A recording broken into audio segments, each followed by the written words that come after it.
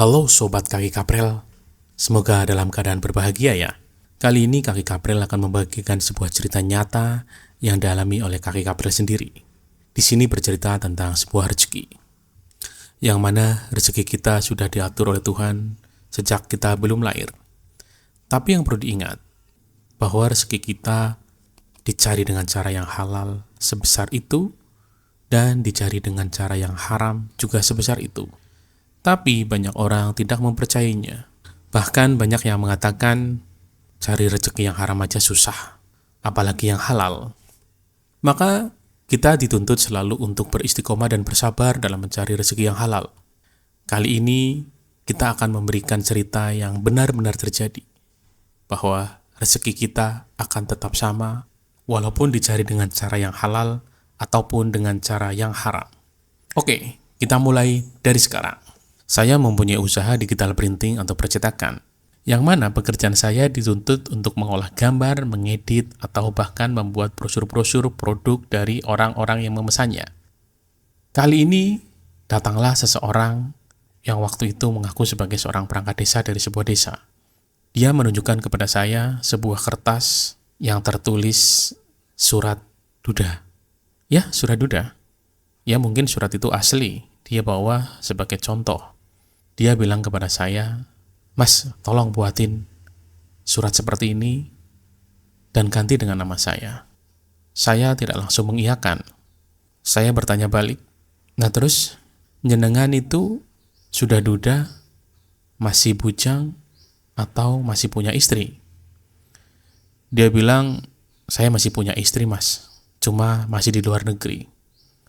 Tolonglah Mas bantu saya. Saya pingin menjadi duda dengan surat ini, karena saya akan mau menikahi seseorang di suatu desa." Loh. Kalau jenengan belum duda, jenengan bawa surat duda seperti ini dan mengganti data-datanya dengan data-data jenengan. Secara tidak langsung, jenengan telah memalsukan sebuah identitas dan memalsukan sebuah surat-surat penting.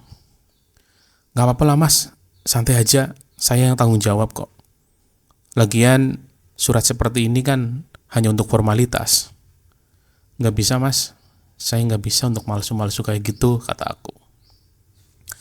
"Tolonglah Mas, mau minta bayaran berapa sih? 100.000, 200.000. Waktu itu dia bilang kayak gitu. Ya, kalau menurut saya uang 100.000, 200.000 itu sangat lumayan. Kalau lihat dari bentuk contoh suratnya, saya selaku desainer atau bagian editing dapat mengerjakan itu paling 10 menit atau 15 menit lah, bisa jadi persis seperti itu. Tapi saya takut itu akan melanggar hukum dan pastinya itu haram." Kemudian mas-masnya itu tetap menekan saya minta dibuatkan. "Udah Mas, saya bayar 500.000. Dia udah siap bayar 500.000 sambil dia jamin, "Pokoknya 1000% saya jamin jenengan aman Mas, nggak ada masalah." Saya waktu itu terdiam. Lumayan juga ya, ngerjain kayak gini 15 menit dapat 500.000. Tapi enggak lah, hati kecil saya tetap berkata, "Enggak, ini sesuatu yang haram, tidak boleh saya lakukan." Terus saya jawab, "Nggak mau Mas, saya nggak mau. Saya nggak berani Mas. Mas cari tempat yang lain aja. Saya nggak biasa ngelakuin kayak gini." "Ah Mas, gimana ini?"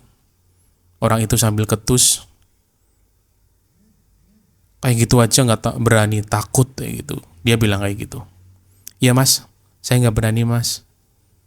Padahal waktu itu jam sudah menunjukkan jam 10 malam. Ya, toko saya hampir tutup.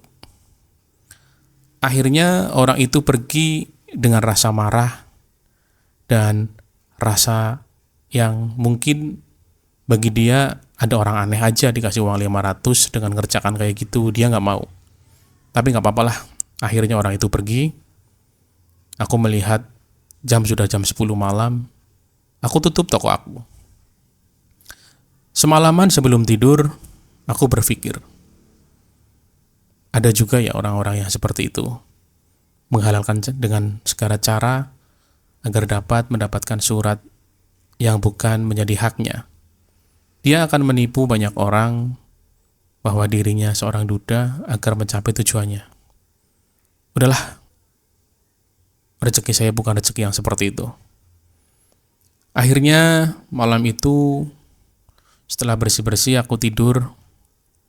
Saat buka pagi jam 7, percetakan saya buka jam 7 pagi.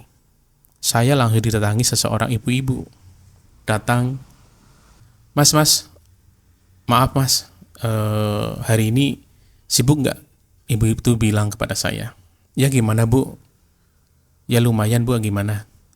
Tolong mas, hari ini anak-anak didik saya di PAUD sebelah itu mau pengisian rapot mas, tapi belum ada foto. Masnya bisa nggak motoin anak-anak di sana? Terus tolong cetakin ukuran 3x4 mas untuk kelengkapan rapotnya. Oke bu, siap bu, nanti jam berapa bu? Jam 9 mas. Oke. Ibu itu terus pulang ketika saya sudah mengiyakan. Tepat jam 9 saya langsung meluncur ke PAUD tersebut. Di sana anak-anak sudah siap, saya melakukan tugas saya, foto, cetak. Selesai, dan saya cetak di tempat saya sendiri. Saya janjikan hari itu juga selesai. Dan sore harinya, ibu itu langsung datang ke rumah saya atau ke tempat percetakan saya, mengambil. Dan yang anehnya, bukan aneh, itu memang nyata. Ibu itu membayar nota yang saya tulis sebesar Rp500.000. Total pekerjaan saya senilai Rp500.000. Saya terus teringat tadi malam. Mungkin rezeki saya saat ini adalah Rp500.000. Seandainya saya semalam membuat surat palsu untuk orang yang membutuhkan tadi, orang yang meminta saya tadi sebesar Rp500.000, tapi uang yang saya terima itu uang haram sebesar Rp500.000. Tapi karena saya kekeh dan akhirnya saya tolak, alhamdulillah paginya diganti dengan pekerjaan senilai Rp500.000, tapi dengan cara yang baik dan halal. Alhamdulillah, aku makin bersyukur. Ternyata kalimat bahwa rezeki itu memang sudah disiapkan oleh Tuhan sebanyak yang sudah disiapkan dan dicari dengan cara yang halal sebesar itu, dan jika dicari dengan cara yang haram sebesar itu. Maka yang perlu digarisbawahi adalah kita harus bersabar dalam mencari rezeki yang halal. Jangan pernah mengatakan bahwa rezeki yang haram aja susah, apalagi yang halal. Itu yang perlu kita buang jauh-jauh dari otak kita. Oke, itu sepenggal kisah nyata dari saya. Akan banyak kisah-kisah yang lain untuk saya bagikan. Selalu tetap istiqomah di jalur yang halal.